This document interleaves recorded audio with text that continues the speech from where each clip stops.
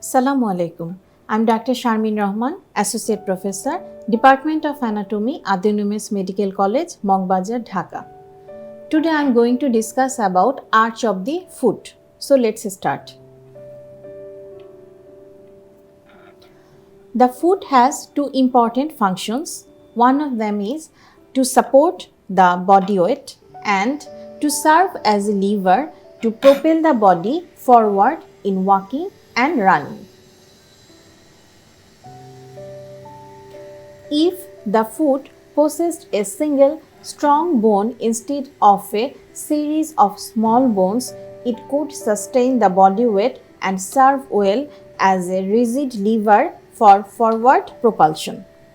However, with such an arrangement, the foot could not adapt itself to uneven surfaces and the forward propulsive action would depend entirely on the activities of the gastrocnemius and soleus muscles. Because the lever is segmented with multiple joints, the foot is pliable and can adapt itself to uneven surfaces. Moreover, the long flexor muscles and the small muscles of the foot can exert their action on the bones of the forepart of the foot and toes and greatly assist the forward propulsive action of the gastrocnemius and soleus muscles.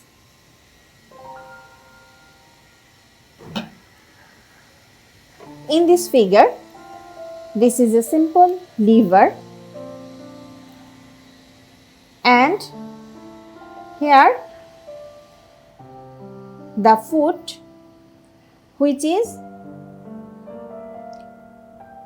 compared as a lever like this, and this is gastrocnemius, soleus and plantaris muscle, and here flexor hallucis longus and flexor digitorum longus present. The arches of the foot. A segmented structure can hold up weight only if it is built in the form of an arch.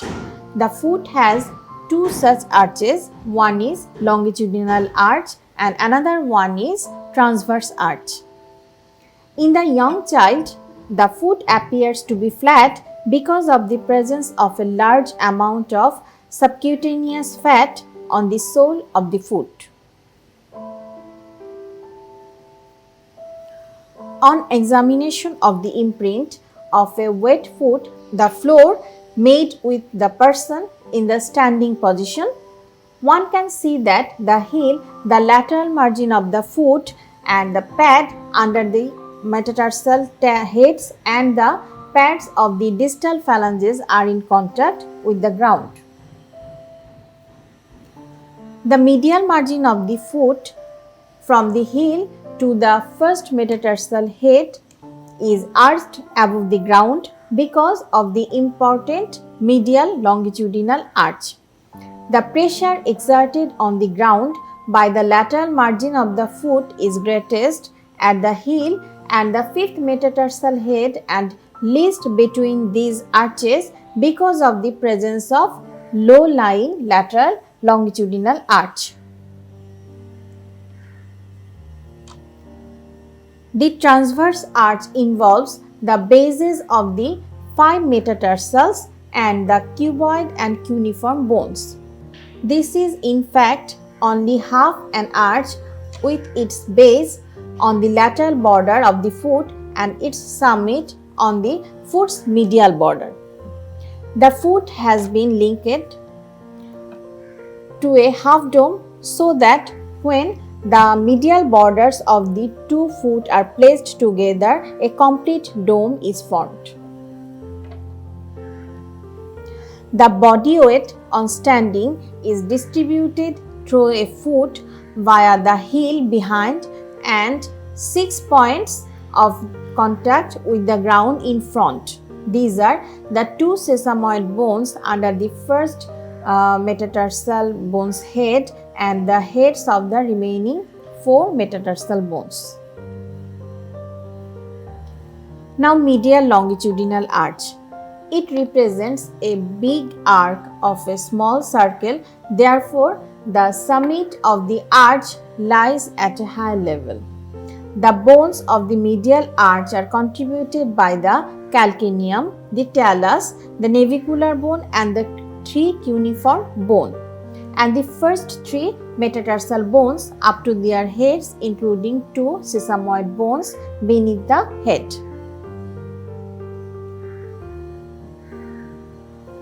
The summit of the arch is formed by the trochlear upper surface of the talus. The posterior pillar is formed by the medial tubercle of calcaneus and the anterior pillar by the heads of the medial 3 metatarsal bones. The most vulnerable part of the medial arch is represented by the head of talus, which acts as a keystone, being received in front by the concave surfaces of the navicular bone, below the sustentaculum tali of calcaneus and by the spring ligament between them.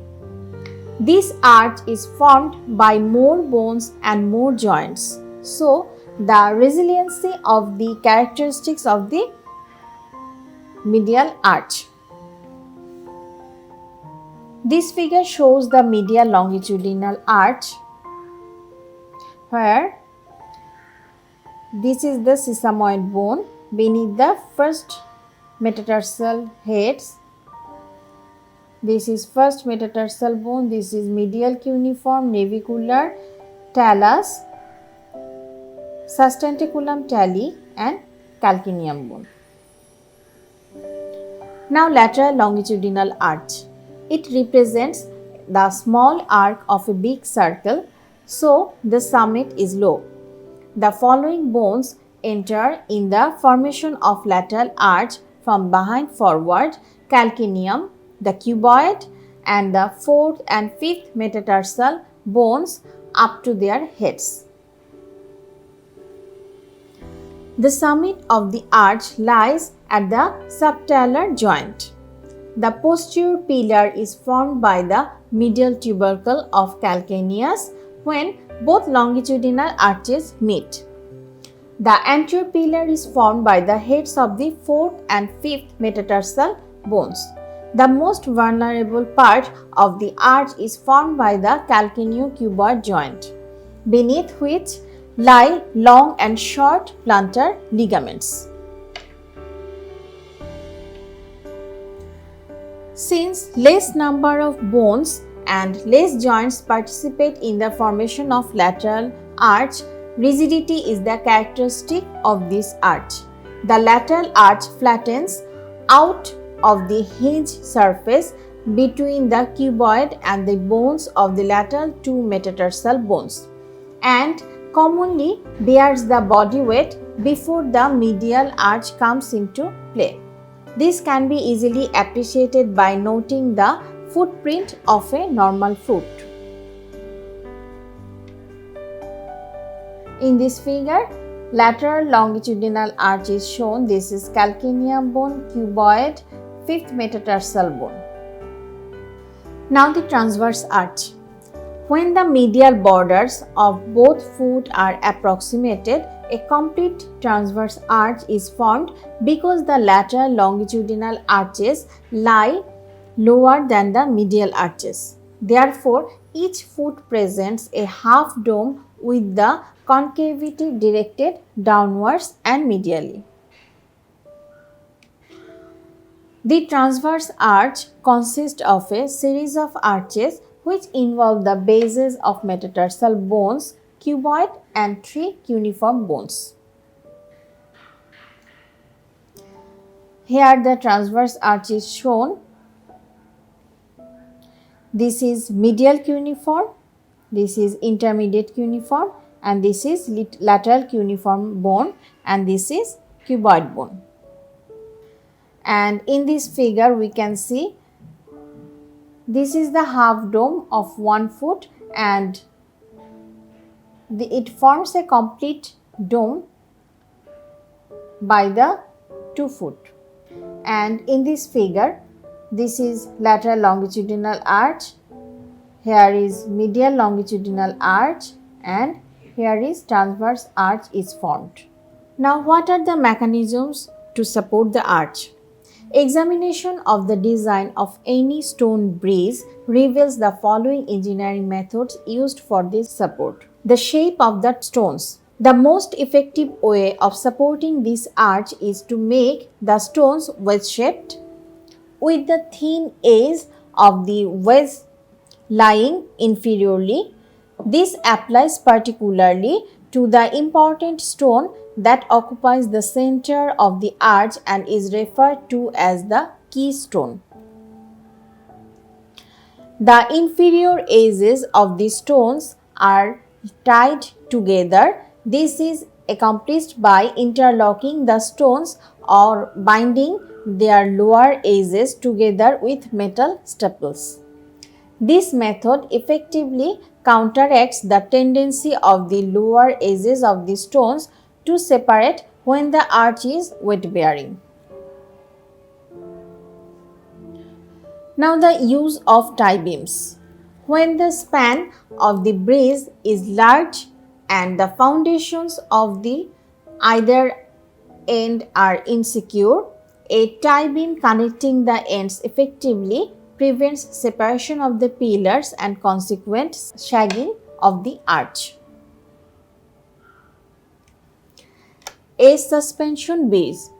Here, the maintenance of the arch depends on multiple supports suspending the arch from a cable above the level of the bridge.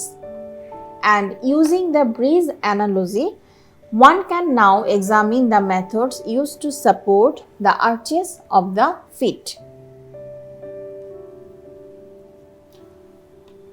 Now, maintenance of medial longitudinal arch. First of all, the shape of the bones. The sustentaculum tali holds up the talus.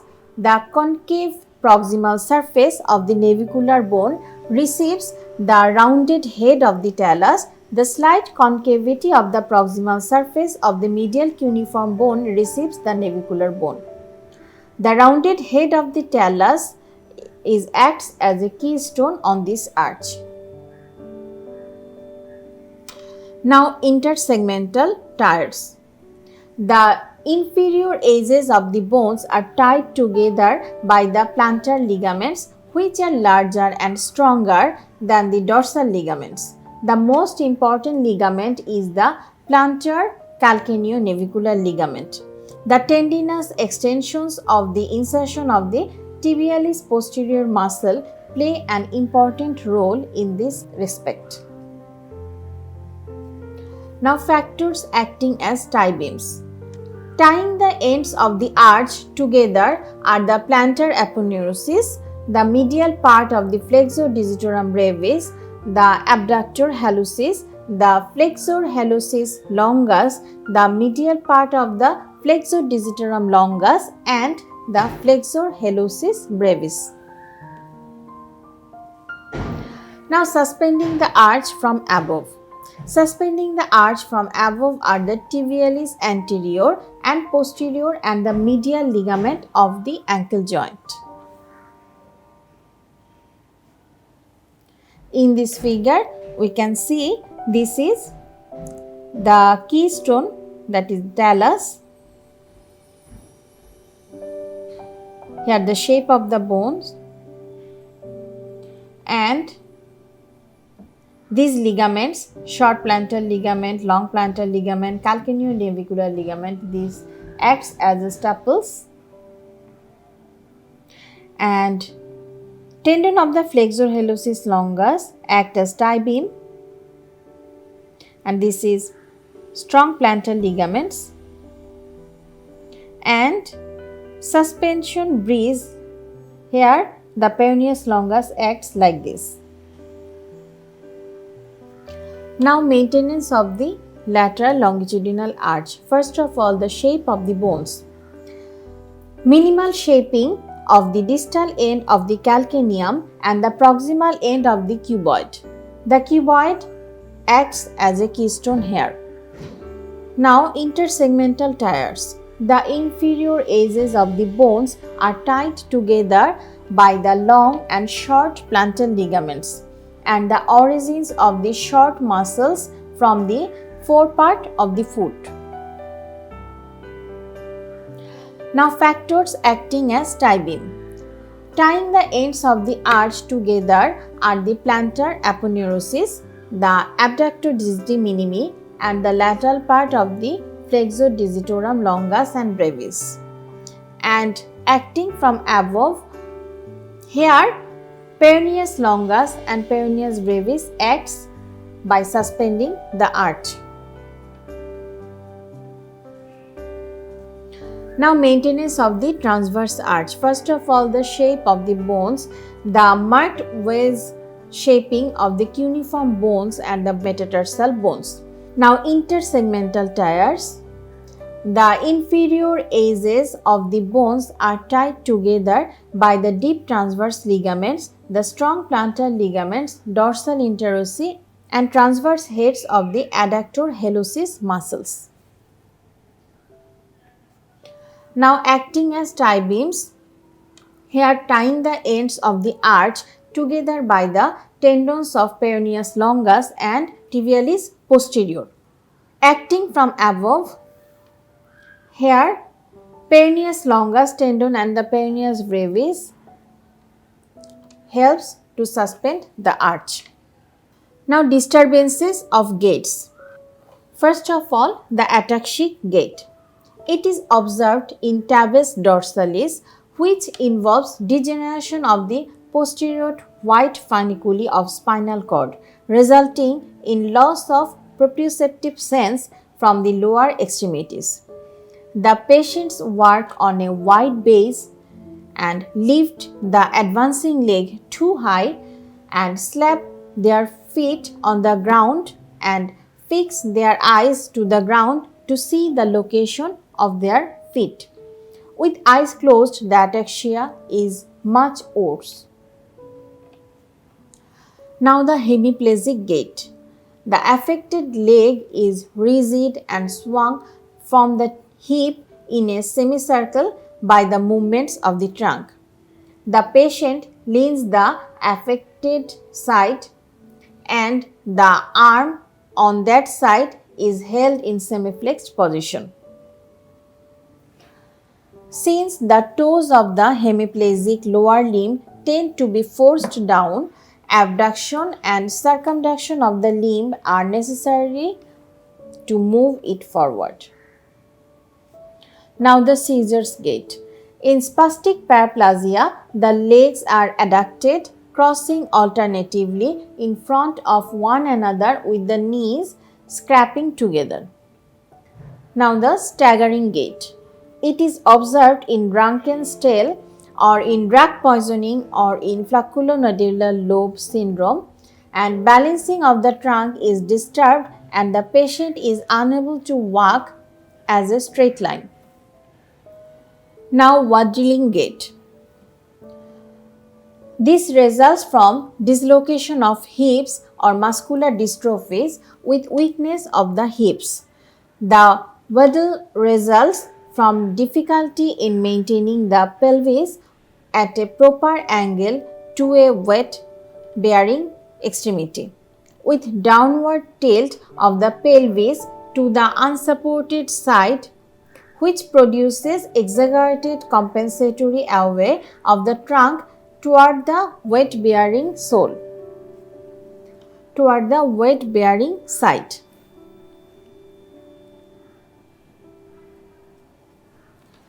Now, cerebellar gait. It is characterized by marked irregularity and unsteadiness associated with vertigo and a tendency to reel to one side. Now, propulsion gait. In Parkinsonism with lesions in basal ganglia, the patients have a stooped posture, walk with short, quick steps so that they appear to be chasing their center of gravity.